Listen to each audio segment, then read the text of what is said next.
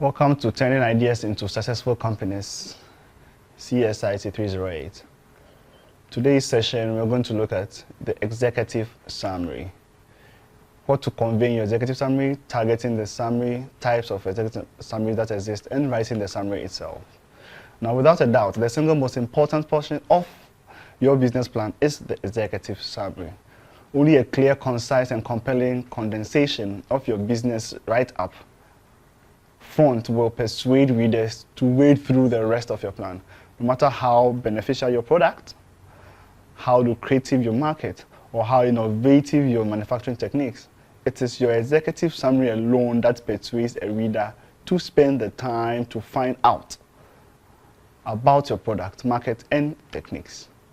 Because of this, it is imperative that you prepare the executive summary last.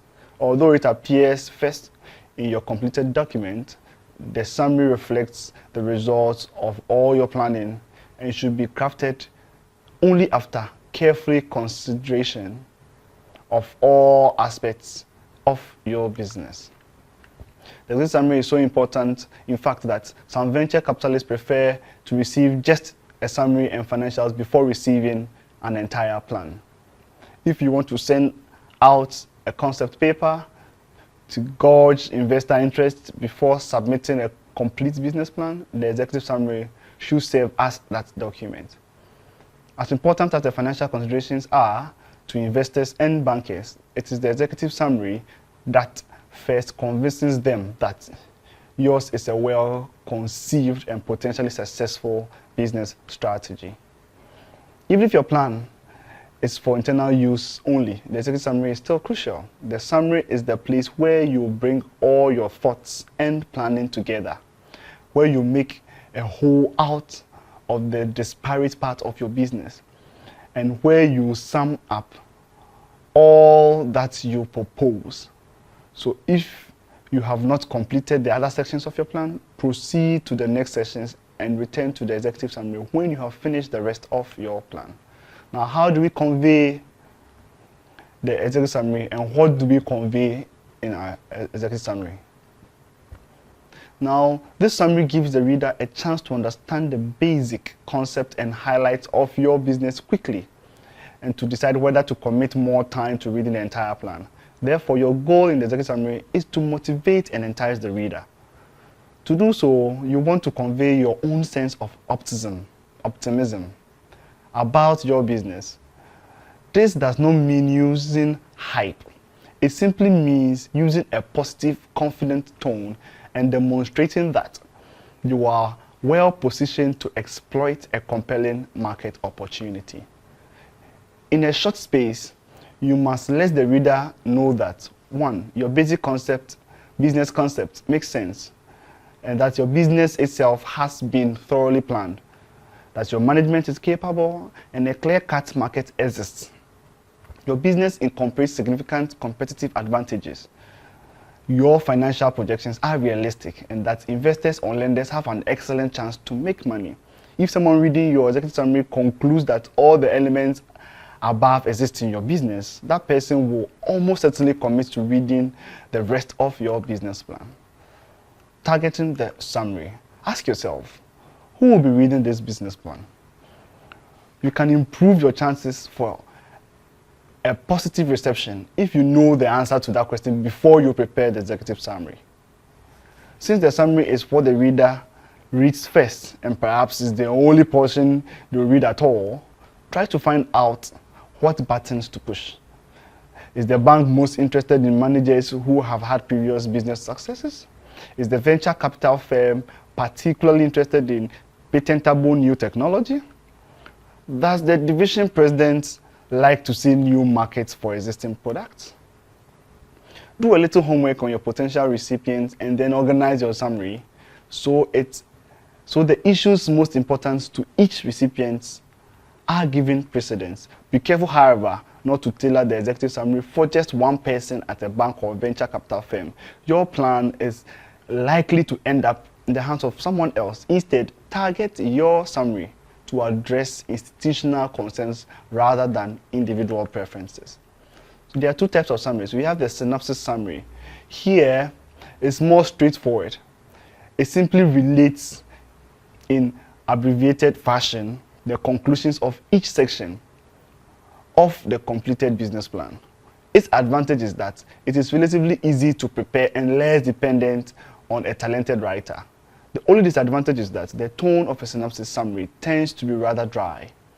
The synopsis style executive summary covers all aspects of your business plan and treats each of them relatively equally, although briefly. In addition, it tells the reader what you are asking for in the way of financing, which you also state in your cover letter. Now, the second is the narrative summary. The narrative summary is more like telling the reader a story. It can convey greater drama and excitement in presenting your business. However, it takes a capable writer to prepare a narrative summary that communicates the necessary information, engages enthusiasm, and yet does not cross over the line into hyperbole. A narrative executive summary is useful for businesses that break new ground, either with a new product, a new market, or a new operational technique that require considerable explanation. It is also more appropriate for businesses that have one dominant element, such as holding an important patent or the participation of a well-known entrepreneur. That can be highlighted. Finally, the narrative executive summary works well for companies with interesting or impressive backgrounds or histories. The narrative style executive summary has fewer sections than the synopsis summary. Greater emphasis is placed on the business's concept and distinctive features, and less attention is given to operational details. With a narrative summary, you want to get the reader excited about your company. You do this by taking one or two most impressive features of your company and giving the reader an understanding of how those features will lead the business to success. Well, a narrative summary may do more scene setting, recounting the sociological and technological changes that have led to the development of your company's products and services than a synopsis summary would give you. You may place the topics of a narrative summary in any order that best showcases your company. The topics do not have to be covered equally. The business concept may be described in 3 paragraphs and the management team in only 1 or 2 sentences. Whereas with the synopsis summary, you may likewise place the topics of that summary in the most advantageous order. Most businesses are well served by a synopsis summary, especially if the business concept is easily understood and the marketing and operations are relatively standard. A synopsis summary is a very business-like approach, and experienced business plan readers are comfortable reading such straightforward executive summaries. How do we write our summary then? Clear, strong writing pays off in the executive summary more than in any other section of your business plan.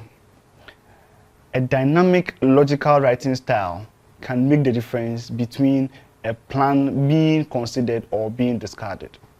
If you are unsure about your writing ability, consider hiring a professional writer for the summary or asking help from a friend or family member who is a good writer.